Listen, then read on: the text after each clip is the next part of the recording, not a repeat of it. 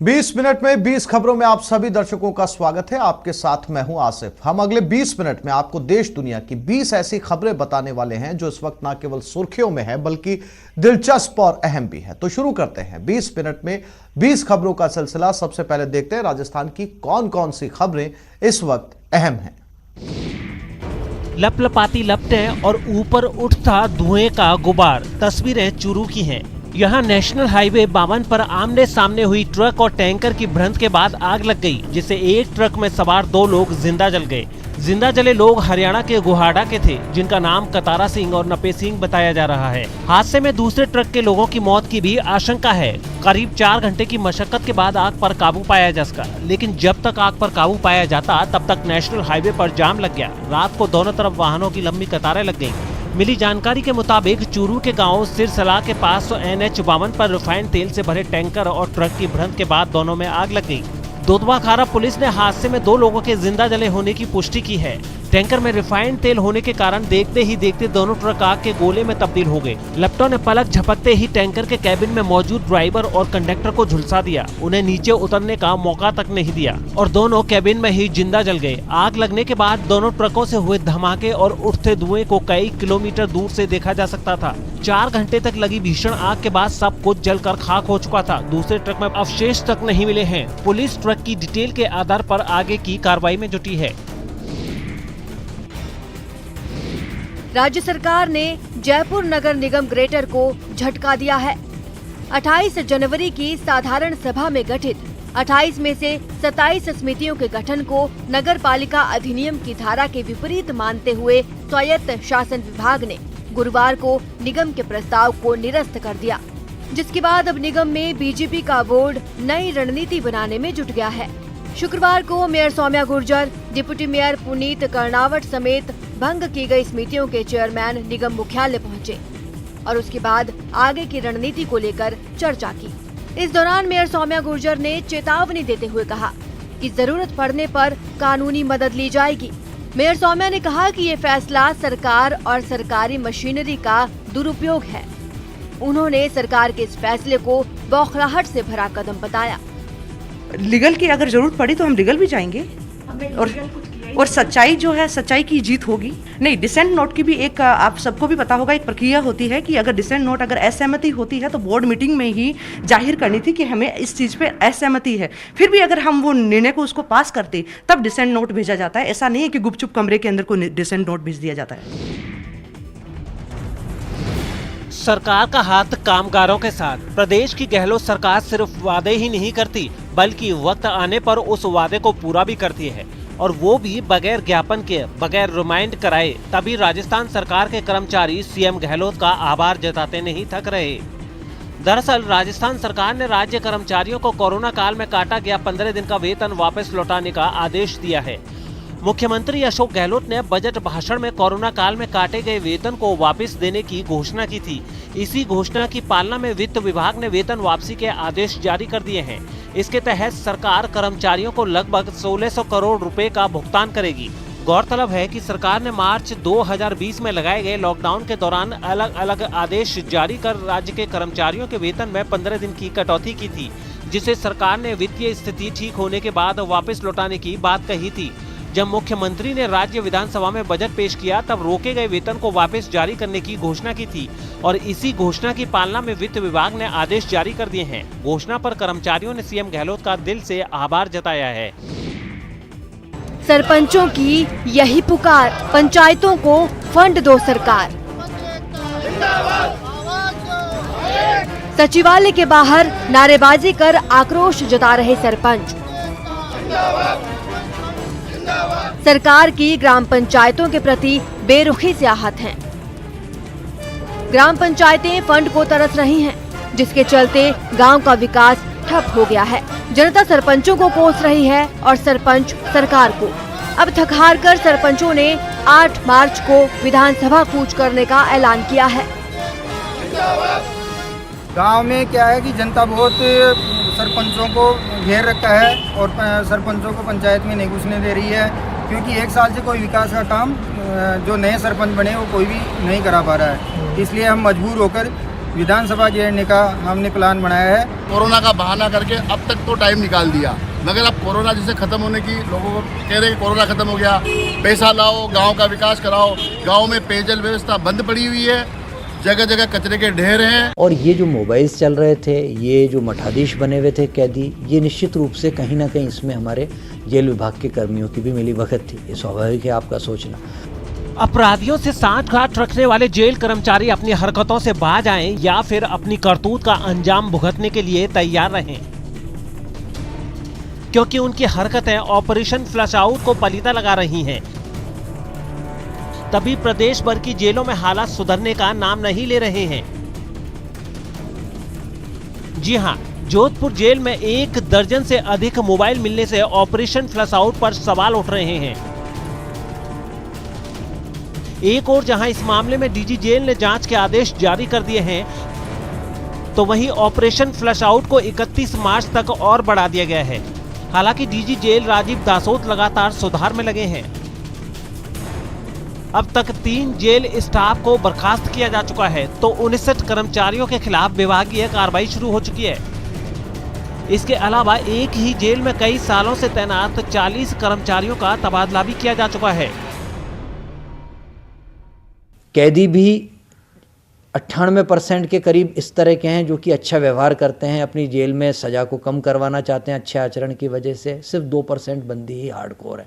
इसी प्रकार prison department में जो हमारा स्टाफ है काफ़ी अच्छा स्टाफ है, लेकिन कुछ ऐसे तत्व हैं जो कि सारे स्टाफ को बदनाम कर रहे हैं। 20 फीट लंबी सुरंग बनाकर चोरी की हैरान करने वाली तस्वीरें राजधानी जयपुर से आई हैं। जी हां, वैशाली नगर थाना इलाके में चोरों ने सुरंग बनाकर शहर के मशहूर हेयर प्लांट विशेषज्ञ डॉक्टर सुनीता सोनी के घर में चोरी की बड़ी वारदात को अंजाम दिया है। चोरों ने बेसमेंट में 3 बक्सों में छुपाकर रखी गई करोड़ों की चांदी पर हाथ साफ कर दिया। चोर कितने बड़े शातिर हैं, इसका अंदाजा इस बात से लगाया जा सकता है कि वारदात को अंजाम देने के लिए उन्होंने 90 लाख रुपए में डॉक्टर के पीछे एक मकान खरीदा। फिर इस मकान के कमरे को खोदकर सोनी के मकान के बेसमेंट तक पहुंचने के लिए सुरंग बनाई थी। वारदात का खुलासा तब हुआ जब 2 दिन पहले सोनी ने बेसमेंट में देखा कि चांदी के बक्से गायब हैं। इसके बाद उन्होंने शुक्रवार को पुलिस में चोरी की शिकायत दर्ज कराई। पुलिस ने पड़ताल की तो सामने आया कि सुनीता सोनी के घर के पीछे स्थित खरीदे गए घर में एक कमरे में फर्श को खोदकर सोनी के घर के बेसमेंट तक सुरंग बनाई गई है। डॉक्टर दंपत्ति ने करीब 3 महीने पहले अपने घर के बेसमेंट में जमीन के नीचे 3 बक्सों में चांदी भरकर उन्हें गाड़ दिया था और इसके बाद फर्श को ऊपर से पक्का कर दिया था, लेकिन चोरों को इसकी जानकारी मिल गई थी, जिसके बाद उन्होंने वारदात को अंजाम दे दिया। चांदी करीब 400 किलो बताई जा रही है। हालांकि डॉक्टर सुनीता सोनी ने पुलिस में दर्ज कराई एफआईआर में चांदी के बक्सों का जिक्र नहीं किया है। आपका मन खराब ना हो इसलिए तस्वीरें धुंधली कर दी गई हैं, लेकिन इसके पीछे की स्याह हकीकत हैरान करती है, पुलिस पर सवाल उठाती है। तभी मामले का पता चलते ही हरकत में आई कोटा पुलिस ने आरोपी को नाप दिया। वायरल वीडियो में एक शख्स तलवार के जोरदार वार से बकरे की बलि लेता नजर आ रहा है। पुलिस के मुताबिक जो शख्स तलवार से बकरे की गर्दन काट रहा है वो देवली मांझी का थाना अधिकारी भंवर सिंह है। जी हां, बकरे की बलि देते हुए सोशल मीडिया पर वीडियो वायरल के मामले में ग्रामीण एसपी ने एसएचओ देवली मांझी भंवर सिंह को निलंबित कर दिया है। शुरुआती जांच में एसएचओ भंवर सिंह पर लगे आरोप सही पाए गए हैं। अब सस्पेंशन पीरियड में एसएचओ भंवर सिंह ग्रामीण पुलिस लाइन में उपस्थित रहेंगे। सीओ सांगोद की जांच में सामने आया था कि वायरल वीडियो 23 फरवरी का है और ये 12 जिले के कस्बा थाना इलाके का है। इस वीडियो को सोशल मीडिया पर अपलोड करते हुए पुलिस अधिकारियों को टैग भी किया गया था। ये वाद विवाद और संवाद इसीलिए ताकि नई शिक्षा नीति अपना लक्ष्य हासिल कर सके, नौनिहालों को जागरूक और जिम्मेदार नागरिक बना सके, देशवासियों का चहुमुखी विकास करे और इसे प्रगति के रास्ते पर ले जाए। सिर्फ आर्थिक ही नहीं, सामाजिक और सांस्कृतिक प्रगति के प्रति भी सचेत करे। नई शिक्षा नीति को जानने, समझने और इसके उद्देश्यों को पूरा करने के लिए बाड़मेर में एक सेमिनार का आयोजन किया गया। इसमें शिरकत करने वाले शिक्षकों और स्टूडेंट्स ने नई शिक्षा नीति की जमकर सराहना की।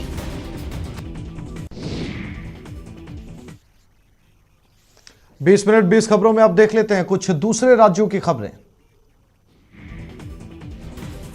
ऊपर कमरे में लगी आग और नीचे खड़े फायर ब्रिगेड के कर्मचारी। तस्वीरें दिल्ली के प्रतापनगर की हैं। शनिवार सुबह एक फैक्ट्री में आग लग गई। मिली जानकारी के मुताबिक फायर ब्रिगेड को आग लगने की सूचना तड़के करीब 3:47 पर मिली, जिसके बाद दमकल की 28 गाड़ियों को रवाना किया गया।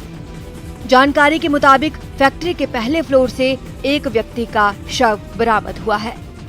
आग लगने के कारणों की पुष्टि नहीं हो पाई है। हालांकि अधिकारियों ने स्थानीय लोगों के हवाले से कहा कि सिलेंडर फटने से हादसा हुआ। दमकल विभाग के एक अधिकारी के मुताबिक आग बुझाने की कोशिश में एक दमकल कर्मी घायल हो गया है, जिसे अस्पताल में भर्ती कराया गया है। कानून को चकमा देने के लिए फुल प्रूफ प्लान बनाया गया था। महिला को कैरियर के तौर पर इस्तेमाल किया गया था, लेकिन चौकस निगाहों के सामने चालकों की एक नहीं चली। तस्वीरें केरल के कोझिकोड की हैं। आरपीएफ ने कोझिकोड रेलवे स्टेशन पर एक महिला यात्री से 100 जिलेटिन की छड़ें और 350 डेटोनेटर जब्त किए हैं। रेलवे सुरक्षा बल यानी आरपीएफ ने चेन्नई मंगलपुरम एक्सप्रेस की महिला यात्री से विस्फोटक जब्त किया। हिरासत में ली गई महिला, जिसका नाम रमणी बताया जा रहा है, वो तमिलनाडु की रहने वाली है। सूत्रों से मिली जानकारी के मुताबिक ट्रेन में सीटों के नीचे विस्फोटक छिपाकर रखे गए थे। तलाशी में जवानों को माल संदिग्ध लगा। रही सही कसर महिला की लड़खड़ाती जुबान ने पूरी कर दी। कानून की आंखों में धूल झोंकने की पूरी कोशिश की गई थी, लेकिन आरपीएफ की मुस्तैदी के आगे सारी होशियारी हवा हो गई। सूत्रों के मुताबिक महिला ने नीचे तक खुदाई के लिए जिलेटिन की छड़ें लाना स्वीकार किया है, लेकिन महिला की दलील आरपीएफ के गले नहीं उतर रही। पुलिस उसे मोहरा मानकर चल रही है और आगे की छानबीन शुरू कर दी है। गौरतलब है कि जिलेटिन से बनी छड़ों का उपयोग गिट्टी क्रशर पर चट्टानों को तोड़ने के लिए किया जाता है। पहाड़ों को तोड़ने के लिए भी विस्फोटक के तौर पर इनका इस्तेमाल किया जाता है। ले जा इन लोगों को दे दो। इंसाफ की गुहार, थाने में गुनहगार, कुछ ऐसी की मिसाल है ये, जिधर भी देखिए बस बकरियां ही बकरियां। हर उम्र, हर मिजाज की, संख्या इतनी कि काउंटिंग मुश्किल। थाने में पेशी के लिए लाई गई थी ये बकरियां, पर क्यों? जुर्म क्या कहे, गुनाह क्या कहे, बकरियों ने भी कोई क्राइम किया हो, ऐसा तो आज तक सुना नहीं कभी। आखिर इन मासूम बकरियों ने ऐसा कौन सा अपराध कर दिया कि थाने के चक्कर लग गए? मामला सागर का है। इन बकरियों पर इल्जाम है किसान की मेहनत पर पानी फेरने की। खेत में लहलहाती करीब 80,000 की फसल को नुकसान पहुंचाने का दोष इन बेचारी बकरियों का नहीं, इनके मालिकों का है। बकरियों को थाने लेकर पहुंचे किसान का आरोप है कि इनके मालिक तार की फेंसिंग काट इन्हें खेत में छोड़ देते हैं और उसके बाद ये बकरियां खेत की जो हालत करती हैं कि बस पूछिए मत। परेशान किसान भला क्या करता, बकरियों को लेकर ही थाने पहुंच गया। अब थाने की भी एक कैपेसिटी होती है। एक साथ इतनी बकरियां आने से थाने में अफरा तफरी मच गई, पर किसान की कोशिश कामयाब हुई। पुलिस ने बकरियों को तो बख्श दिया, लेकिन इनके मालिकों के खिलाफ मामला दर्ज हो गया।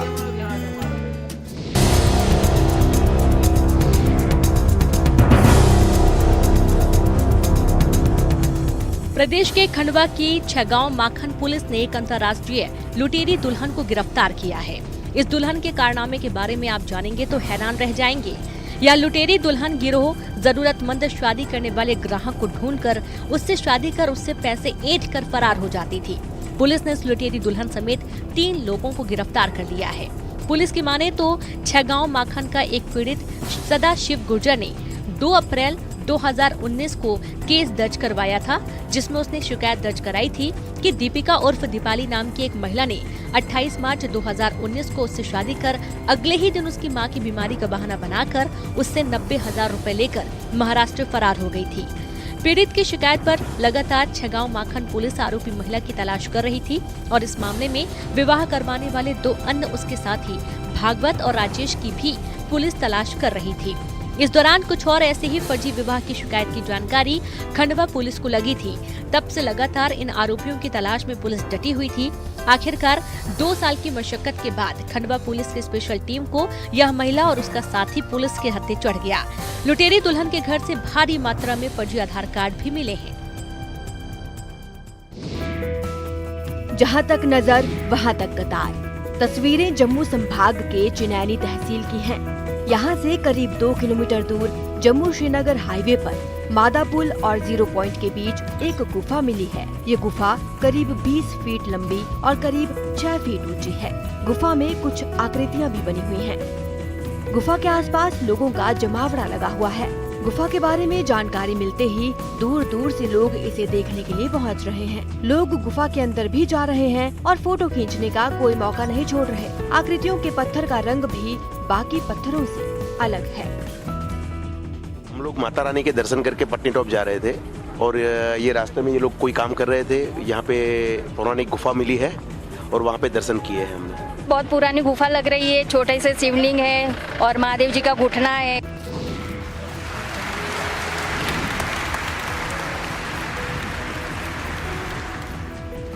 तालियों की गड़गड़ाहट के बीच ये सम्मान देश की उस उड़न परी का जिसने दुनिया में मुल्क का नाम रोशन किया है, खेल जगत में हिंदुस्तान का डंका बजाया है।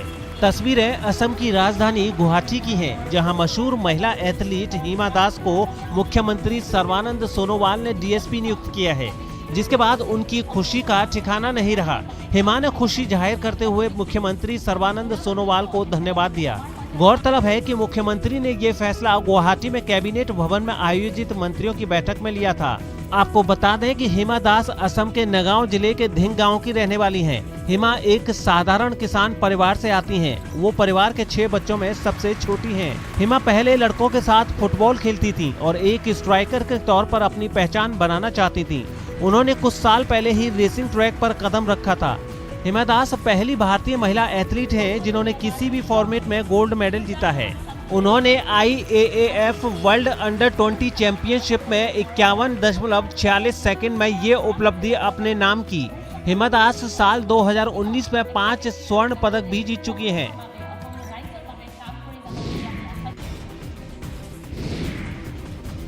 ये वो उपलब्धियां हैं जो सुनने वाले को हैरान करती हैं, क्योंकि एक और जहां ज्यादातर लोग एक खेल में ही महारत हासिल करने की कोशिश में लगे रहते हैं, वहीं श्रीनगर के एहतशाम खेल और पढ़ाई लिखाई दोनों में ही अपना जौहर दिखा रहे हैं।